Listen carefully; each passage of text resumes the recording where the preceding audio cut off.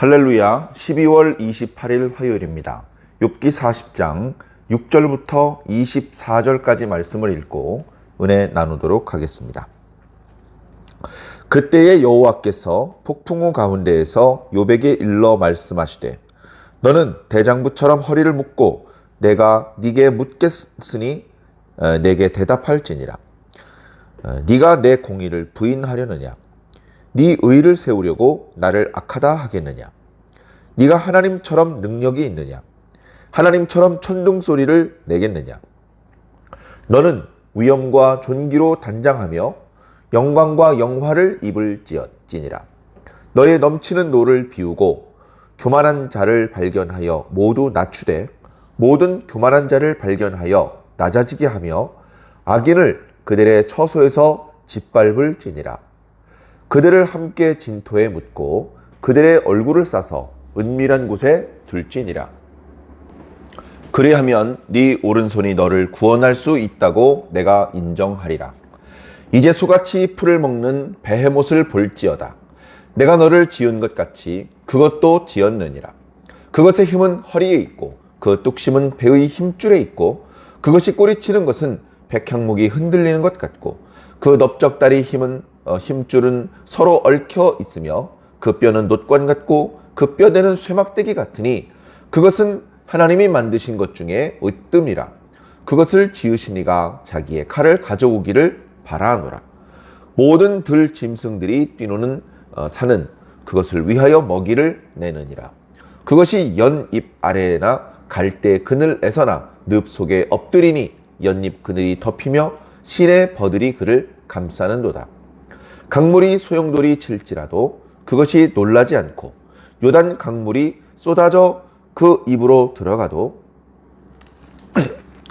태연하니 그것이 눈을 뜨고 있을 때에 누가 능히 잡을 수 있겠으며 갈고리로 그것의 코를 꿰을 수 있겠느냐. 아멘. 욥기 말미에 하나님께서 등장하셔서 욥과 대화를 나누시는 그런 부분입니다. 하나님께서 계속해서 욥에게 질문을 하시지만 욥은 대답을 삼가하고 있습니다. 하나님께서 욥의 두 번에 걸친 대답을 기준으로 앞부분의 말씀, 뒷부분의 말씀 이렇게 이제 나누어서 생각해 볼 수 있는데요.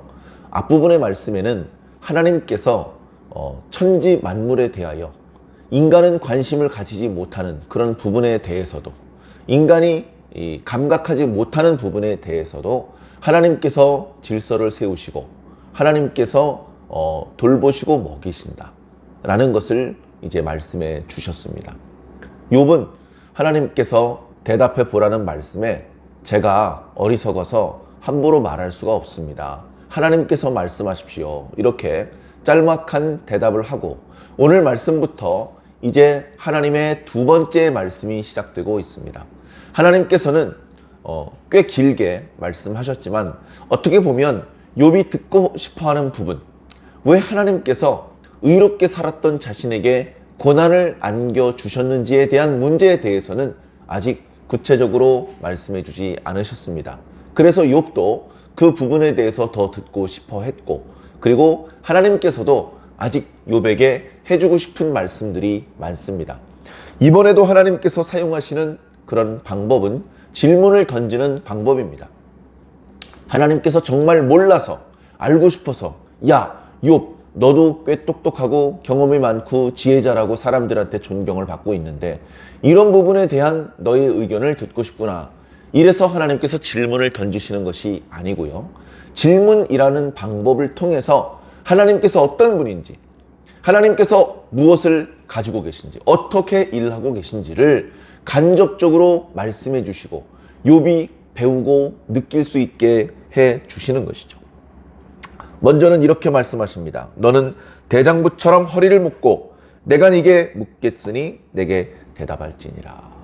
욥이 마치 하나님께서 욥을 신문하시는 것 같은 그런 이제 말씀인 것 같지만 첫 번째 말씀을 하시기에 앞서서도 이렇게 말씀을 하셨었는데 그것은 마치 하나님과 욥이 나란히 법정에 들어가서 한마디씩 진술을 주거니 받거니 하는 그런 어떤 정경을 생각해 보시면 이해하는 데 도움이 많이 되실 것입니다.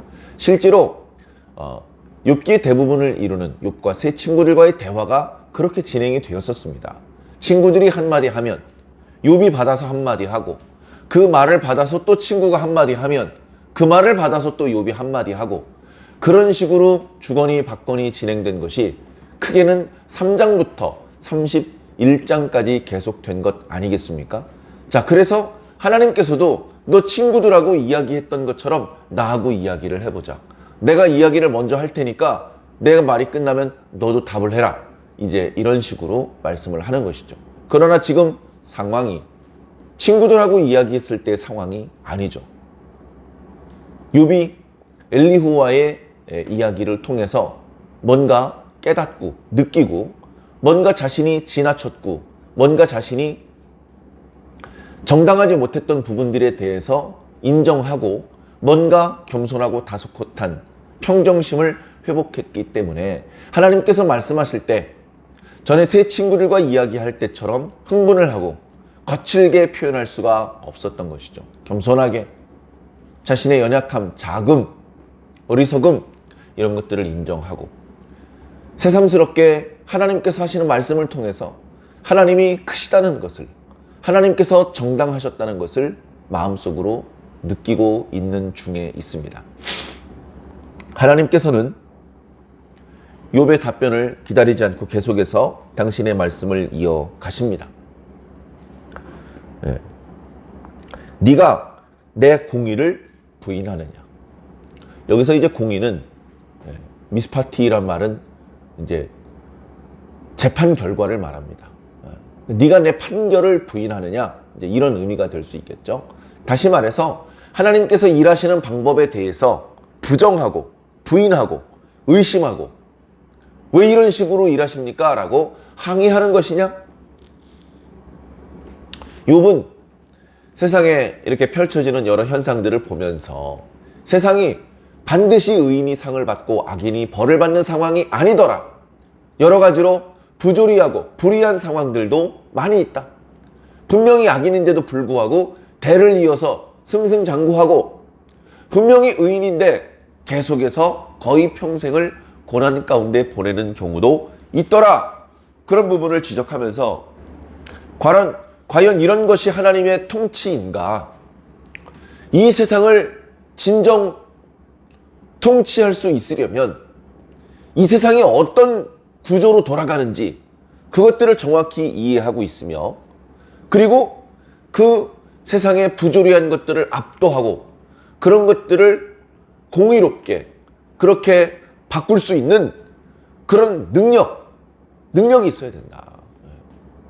어떻게 보면 하나님의 통치권, 공권력, 그냥 이 세상이 부조리하게 흘러가게 그냥 방치만 시키고 방관만 하고 있는 것이 아니라 필요한 순간이 되면 강력한 능력으로 사람들이 느끼지 못하게 개입하셔서 불의한 자가 계속 그 불의를 떨치지 못하게, 결국은 멸망하게, 그렇게 뭔가 하나님께서 움직여 주셔야, 그래야 하나님이시지. 악인이 승승장구하는데 수수방관만 하시고 의인이 억울한 죽음을 당하고 있는데 그 의인의 애처로운 기도를 외면하신다면 그게 무슨 하나님이고 그게 무슨 하나님의 통치냐. 그런 안타까운 마음에 하나님의 일하시는 방법에 대해서 의심하고 원망하고 또 탄식하고 이제 그런 이야기들을 욥이 했었는데, 그런 부분에 대해서 하나님께서 다 듣고 계셨던 겁니다. 가만히 있으니까 힘이 없는 줄 압니다. 우리 사람들끼리 사는 세상에서도 가만히 있으니까 힘이 없는 줄 압니다. 정말 힘이 있었는데 안 쓰고 있었던 것이죠. 힘을 쓰는 건 쉽습니다. 힘이 있는데 안 쓰고 힘을 숨기고 있는 거, 그게 어려운 겁니다. 그건 진짜 힘이 센 놈만 할 수 있는 것입니다. 그리고 말을 안 하면 모르는 줄 알아요. 말을 안 하면 모르는 줄 알아. 자기들끼리 쑥닥쑥닥 한 거를 다 듣고 있었거든요. 쑥닥쑥닥 하다가 야, 누가 우리 얘기 듣는 것 같다. 힐끔 보니까 귀에 이어폰을 꽂고 있어요. 아, 쟤 음악 듣고 있나 봐. 저 머저리가 뭘 알겠어. 이렇게 무시를 했는데 알고 보니까 이어폰을 귀에 꽂고 있었을 뿐 음악을 틀고 있지 않아서 속닥거리는 걸 다 듣고 있었어요. 고개를 돌리고 그 이야기하는 사람들 얼굴을 쳐다보고 그렇게 안 하니까, 그리고 다 들었는데 너희들 뭐라고 말을 했지? 라고 말을 하지 않으니까 모르는 줄 알아요.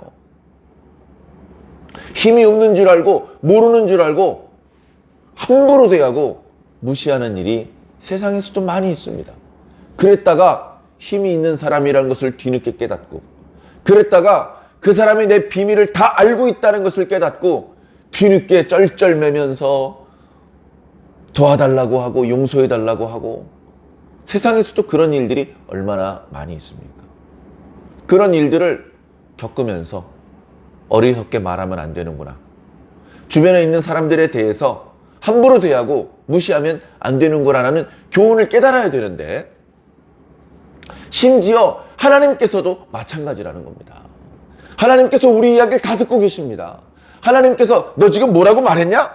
이렇게 매번 개입하시고 간섭하지 않으신다고 해서 하나님께서 모르신다, 하나님께서 뭘 들으실 수 있겠느냐라고 말한다면 얼마나 건방진 그런 말이 되겠습니까? 하나님께서 참고 계신다고, 야! 하나님 같은 게 세상에 어디서 구라치지 마! 이렇게 말한다면 그 말이 어찌 정당하다 할 수 있겠으며, 참으로 하나님께서 당신의 진면목을 보여주실 때 어떻게 감당하려고 그러십니까? 자, 그런데 오늘 말씀에 보니까 하나님께서 다 듣고 계셨던 거예요. 욥이 하는 말이, 욥이 나름대로 하나님을 원망하고 부정하고 그렇게까지는 안 했습니다. 그러나 간접적이지만 결과적으로는 하나님께서 일하시는 방법에 대해서 의문을 품고 자신이 왜 이런 부당한 고난을 겪어야 되는지에 대해서 하나님께서 답을 해주실 것을 요청드렸었죠. 이제 그런 부분에 대해서 하나님께서 어찌 보면 조곤조곤 이야기하고 계신 것입니다. 하나님의 말씀은 결국 뭡니까? 나에게는 이 세상을 충분히 지배할 만한 지혜가 있다. 이 세상의 불의한 세력을 충분히 압도할 만한 능력이 있다. 그게 하나님께서 욥에게 가르쳐 주시는 결론인데, 그 결론만 던져주지 않으시고 하나님께서 이렇게 말씀하시는 겁니다. 야, 너 세상에 교만한 자들 있지? 네가 그놈들 다 제압해가지고 그놈들 진흙탕에 집어 내동댕이 칠 수 있어? 만약에 그렇게 할 수 있으면 네가 너를 스스로 구원할 수 있는 자라고 내가 인정해 주겠다. 이 말은 뭡니까? 너는 이 세상에 교만하고 불의한 자들에게 벌을 줄 만한 능력이 없다. 너는 너 스스로를 구원할 만한 능력이 없다. 너는 내가 구원해 줘야 돼. 그리고 이 세상에 불의한 자, 교만한 자는 오직 나만이 그들에게 단죄를 내릴 수 있어. 라고 하나님께서 가르쳐 주시는 것입니다. 네가 내 공의를 부인하려느냐? 네 의의를 세우려고 나를 악하다고 하느냐? 하나님은 결코 악하지 않고 불의하지 않으십니다. 네가 하나님처럼 능력이 있느냐?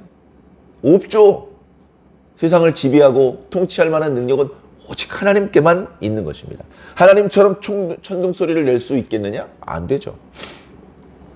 너는 위엄과 존귀로 단장하고 영광과 영화를 입을지어다. 요건 하나님께만 있는 겁니다. 온 세상을 다스리고 지배하실 수 있는 분에게만 있는 것입니다. 욥에게 있는 게 아니죠. 이렇게 말하는 것은 어떻게 보면 이렇게 놀리는 말입니다. 야, 너 멋있는 옷 한번 입어봐. 너 힘 세다며 너 한 힘 좀 한번 써봐. 이렇게 말하는 것은 정말로 그렇게 하라는 명령이 아니고 그가 그럴 만한 사람이 된다고 인정하는 말이 아닙니다. 거꾸로 너는 그렇게 할 수 없잖아 라고 강하게 확신시켜 주시는 그런 말이죠. 그래서 결국은 이 세상에 교만한 자들, 또 악인들은 오직 하나님께서만 소탕하실 수 있는 것이다. 뿐만 아니라 15절 이하에는요, 베헤못이라는 존재에 대해서 이야기하고 있습니다. 베헤못이라는 존재에 대해서, 그리고 또 뭐 이어지는 41장에는 리워야단이라는 존재에 대해서 이야기하고 있습니다. 이런 존재는 오늘날 우리가 그거 저 동물원의 저쪽에 있는 저놈이야, 이렇게 말하기 어려운 고대의 동물입니다. 이 동물들은 크기가 크고 힘이 셉니다. 당연히 한 사람이 그 짐승을 상대할 수가 없습니다. 한 사람의 힘으로 그를 제압할 수가 없죠. 여러 사람의 힘으로 공격을 하기도 하고 함정에 빠뜨리기도 하고 그물을 치기도 해야 되는데, 이 녀석들은 워낙 크고 강해서 여러 명이 머리를 짜내서 함정에 빠뜨리려고 해도 함정으로 잘 오지 않고, 그물을 던져봤는데 그물을 다 찢어버리고, 아무리 활을 쓰고 창을 던져봐야 아무 소용이 없더라. 그렇게 인간이 감당할 수 없는 강력한 힘을 가진 그런 짐승. 이 짐승은 어찌 보면 모든 들짐승들 중에 가장 강력한 들짐승이었습니다. 그 짐승들을 사람들끼리 이야기를 하면서, 나 오늘 베헤못을 봤어. 야, 우리가 소문으로 듣고 있던 것보다 더 크더라고. 힘이 얼마나 센지 몰라. 나 겨우 도망쳐 왔잖아.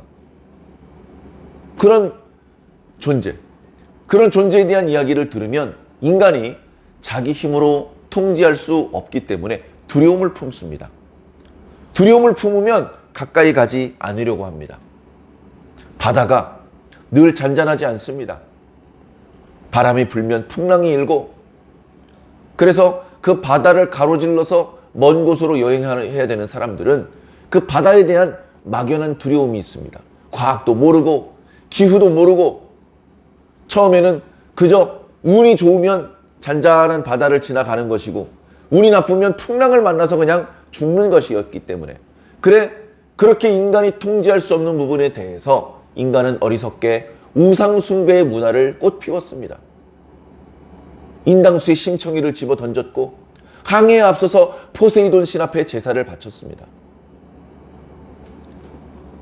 그러나 결국 그런 것들은 우상숭배였고 어리석은 그런 인간의 나약한 모습일 뿐이었던 것이죠. 이 베헤못도 결국은 뭡니까? 인간이 두려워하고 어찌 보면 베헤못을 숭상하는 그런 종교가 만들어졌을지도 모릅니다. 그래서 베헤못이 사는 곳으로 알려진 산 또는 숲속을 지나갈 때는 그 입구에서 베헤못에게 먼저 제사를 바치는 것이죠. 베헤못이여, 우리가 이제 이 언덕을 넘어가야 되는데 우리를 공격하지 마소서. 뭐 이런 말도 안 되는 어리석은 짓을 틀림없이 했을 것입니다.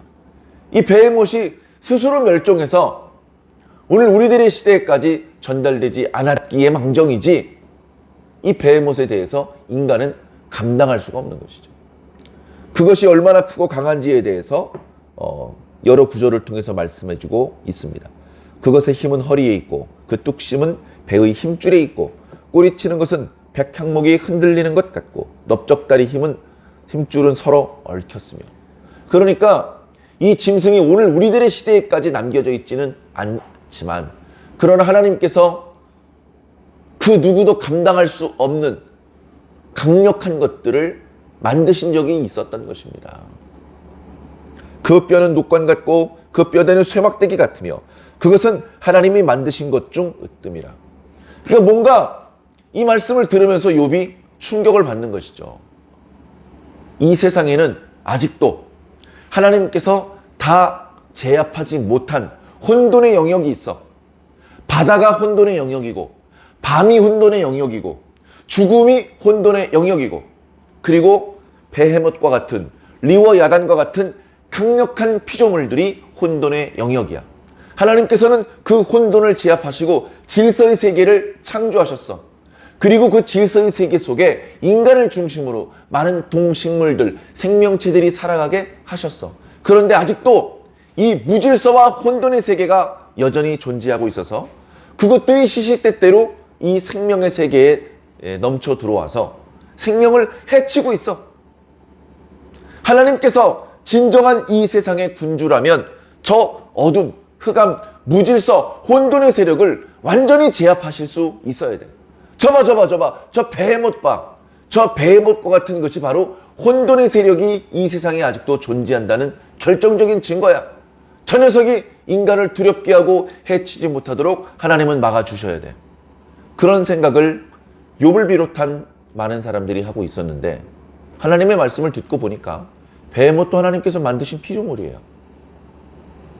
베헤못은 하나님께서 힘겹게 싸워 물리쳐야 될 혼돈의 세력이 아니고 하나님께서 만드신 질서의 존재 중에 하나였던 거예요. 그것도 모르고 있었던 것이죠.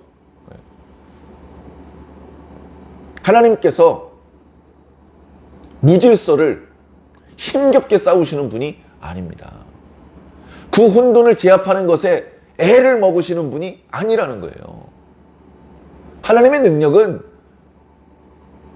그렇게 우스운 정도가 아닙니다. 하나님께서 모든 혼돈, 무질서, 어둠, 악 그런 것들을 온전히 짓누를 만한 힘이 없어서 힘겹게 싸우는 중이시고 때때로 하나님의 힘이 부족할 때 그 혼돈의 세력이 질서의 세계를 강타해서 많은 사람들이 죽고 그런 게 아니에요. 하나님의 능력은 모든 것들을 다 누를 수 있는 충분한 능력이 있으십니다. 그런데 왜 어두움이 혼돈한 무질서한 부분이 남겨져 있느냐? 하나님께서 남겨놓으신 거예요. 왜 남겨놓으셨느냐? 그건 우리가 모르죠. 우리가 다 알 수 없습니다. 하나님께서 욥에게 모든 걸 다 말씀해 주시는 게 아니에요. 욥이 하나님의 사랑을 받았던 욥이 어리석게 말하고 있으니까 욥에게 특별히 가르쳐 주시는 겁니다. 그런 욥에게도 다 말씀해 주시는 것은 아니에요. 하나님께는 우리가 끝끝내 알 수 없는 영역이 남겨져 있습니다. 우리는 무슨 수를 써도 하나님의 모든 영역을 다 알 수는 없습니다. 필요에 따라서 또 우리가 불쌍하시기 때문에 우리를 사랑하시기 때문에 굳이 우리에게 그동안 숨겨져 있던 부분들 중에서 일부를 보여주시기도 하고 가르쳐 주시기도 하는 것입니다. 자, 베헤못과 같은 종류는 욥의 시대에 이해할 수 없는 존재였습니다. 더더군다나 오늘 우리들의 시대에는 이것이 이제 남겨져 있지 않죠. 오늘날의 시대까지.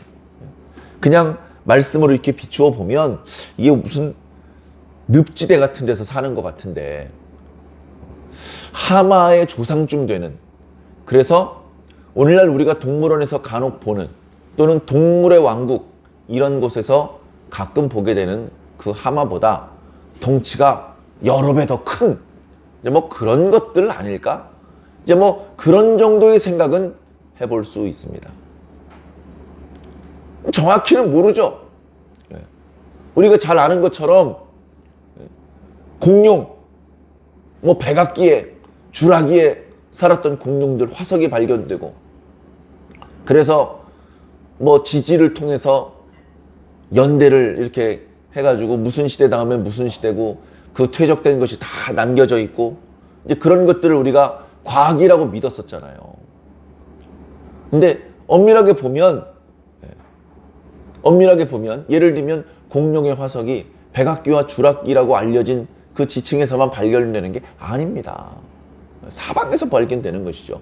그리고 그 공룡이라는 것이 그렇게 수만 년 전, 수십만 년 전에 살았던 존재가 아니라는 것이 과학적으로 드러나고 있습니다.